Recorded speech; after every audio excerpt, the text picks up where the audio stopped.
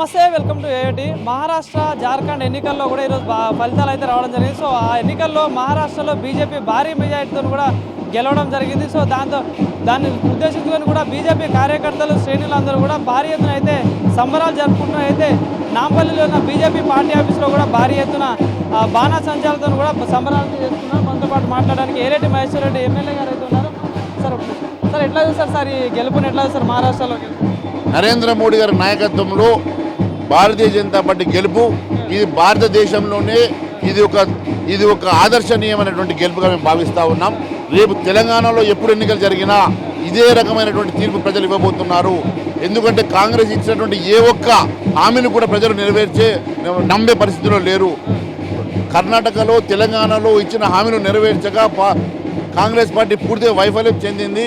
కేవలం నరేంద్ర మోడీ గారే ఇచ్చిన మాట కట్టుబడి ఉంటారన్న విశ్వాసంతో నరేంద్ర మోడీ గారి నాయకత్వంలో ఈరోజు మహారాష్ట్రలో ప్రజలు ఈ రకమైనటువంటి తీర్పిచ్చి పూర్తిగా 2/3 మెజారిటీతోటి గెలిపించి మహారాష్ట్రలో ఇచ్చినటువంటి ఆ తీర్పు వల్ల భారతదేశంలో రేపు రాబోయేటువంటి ఏ రాష్ట్రంలో ఎన్నికలు రాబోయినా ఇది ఈ రకమైనటువంటి తీర్పు ఉంటుందని చెప్పి స్పష్టమైంది. గెలుపు వెనకాల కూడా ఈవీఎం ట్యాంపరింగ్ జరిగాయంటూ కూడా కాంగ్రెస్ నేతలు ఆరోపిస్తున్న పరిస్థితి. ఎట్లా చెప్పుడు గెలిచిన చోట పిచ్చి మాటలు మాట్లాడతారు, మరి జార్ఖండ్లో ఎటు గెలుస్తారు, ఇవన్నీ కూడా వాళ్ళకి ఇప్పుడు చాదగాక మాట్లాడుతున్నటువంటి అంశాలు.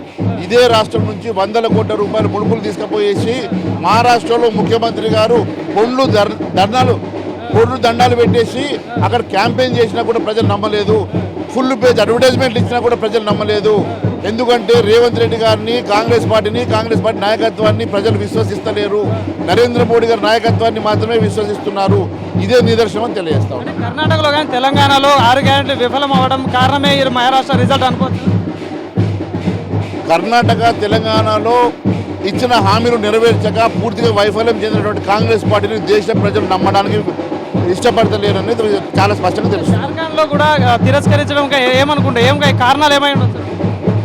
ఇప్పుడు అతిపెద్ద రాష్ట్రమైనటువంటి మహారాష్ట్ర ఈరోజు ఈ దేశంలోనే ఒక ఫైనాన్షియల్ క్యాపిటల్ అయినటువంటి ముంబై ఈరోజు భారతీయ జనతా పార్టీ గెలిచి మళ్ళీ కంటిన్యూస్గా యాంటీ ఇన్కంబెన్సీ లేకుండా రెండోసారి గెలవడం అనేది చాలా గొప్ప విషయంగా తెలియజేస్తాం.